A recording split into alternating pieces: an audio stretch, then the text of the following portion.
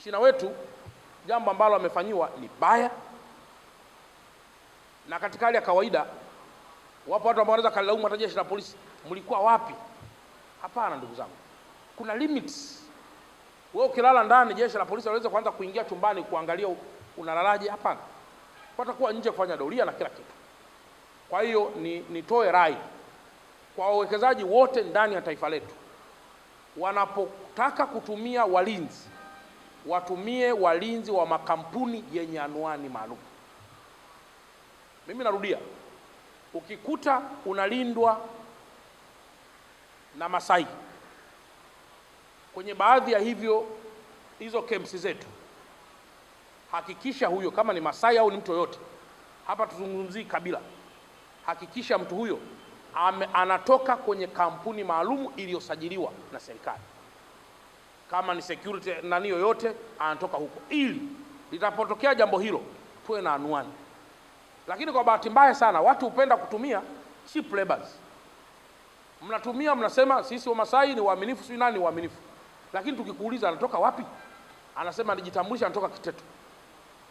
Tukifuatilia anatoka Usangu. Lakini ni kwa nini? Ni kwa sababu you like cheap laborers, ambaye hana mkataba, ambaye halipwi vizuri, lakini unataka alinde masuala mabilioni.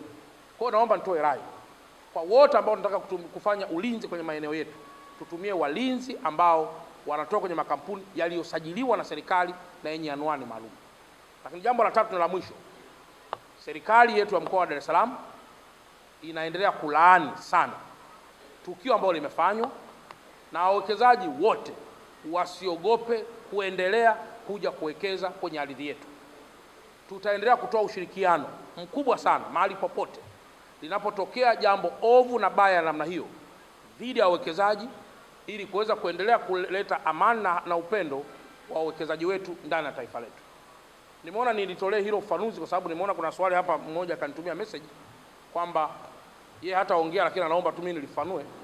Kwa nimeona hilo nifafanue kwamba hatujafurahishwa na jambo lile, na tayari jeshi la polisi katika mkoa wetu wa Dar es Salaam chini ya SACP Mlilo wanaendelea kwa haraka sana kuhakikisha kwamba matukio hayo sio tu yanakomeshwa, lakini hayajirudii mara kwa mara.